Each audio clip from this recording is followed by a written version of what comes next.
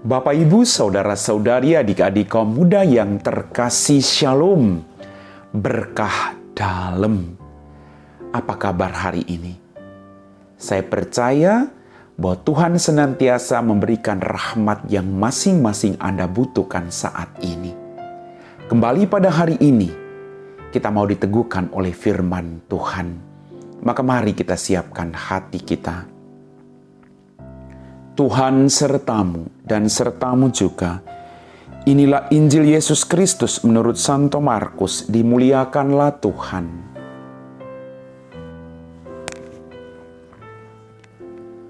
Pada waktu itu Yesus meninggalkan daerah Galilea dan berangkat ke daerah Tirus. Ia masuk ke sebuah rumah dan tidak mau bahwa ada orang yang mengetahuinya.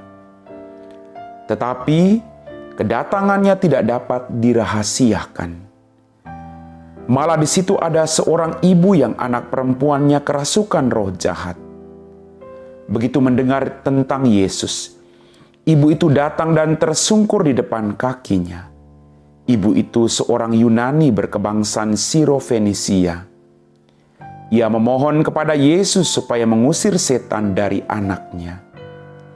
Yesus lalu berkata kepadanya, "Biarlah anak-anak kenyang dahulu, tidak patut mengambil roti yang disediakan bagi anak-anak dan melemparkannya kepada anjing." Tetapi ibu itu menjawab, "Benar Tuhan, tetapi anjing di bawah meja pun makan remah-remah yang dijatuhkan anak-anak." Lalu Yesus berkata kepada ibu itu, "Karena kata-katamu itu, pulanglah, sebab setan itu sudah keluar dari anakmu." Ibu itu pulang ke rumah dan mendapati anaknya terbaring di tempat tidur, sedang setan itu sudah keluar. Demikianlah sabda Tuhan. Bapak, Ibu, Saudara-saudari, adik-adik kaum muda yang terkasih, melalui firman Tuhan pada hari ini, kita mendengar bahwa ibu dari Siro-Fenisia sungguh luar biasa imannya. Dia datang karena dia punya iman. Dia tersungkur di depan kaki Yesus dan memohon agar anaknya disembuhkan. Dia tersungkur. Dia merendahkan dirinya. Dia membiarkan kuasa Allah berkarya bagi anaknya.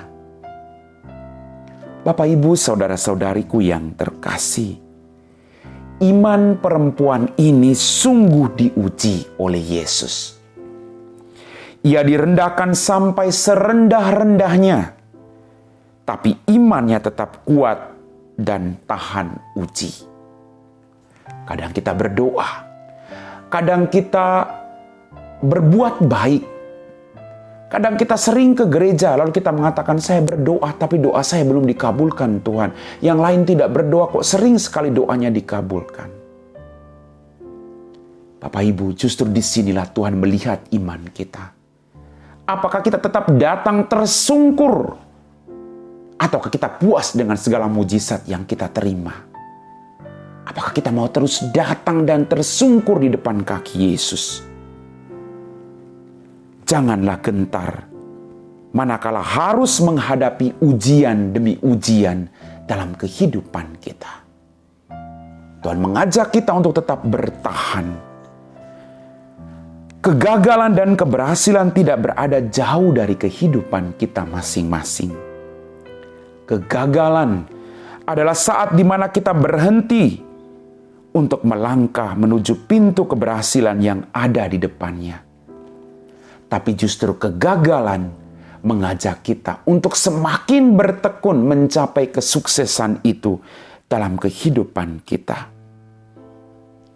Kadang kita berputus asa.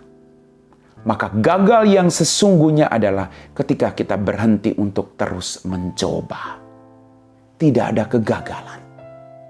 Kegagalan itu tantangan. Gagal yang sesungguhnya adalah kita berhenti untuk terus mencoba dan berharap dalam hidup ini. Wanita ini memperoleh mujizat bagi anaknya karena imannya sungguh luar biasa.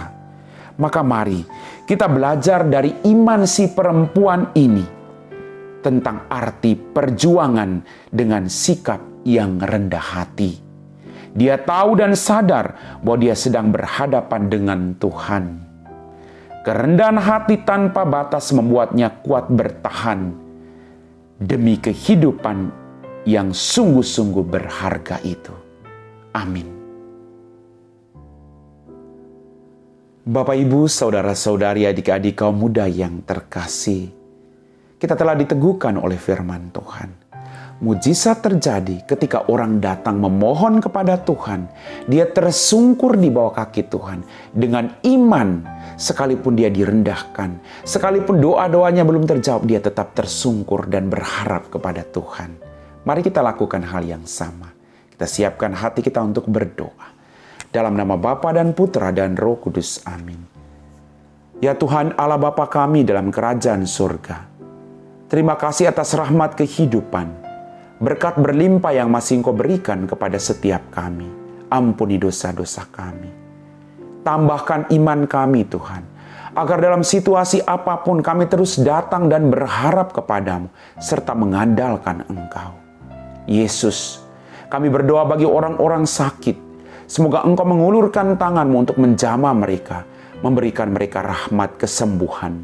Kami puji Engkau Bapa, kini dan sepanjang segala masa. Amin. Tuhan sertamu dan sertamu juga. Semoga kita sekalian diberkati oleh Allah yang Maha Kuasa, Bapa dan Putra dan Roh Kudus. Amin.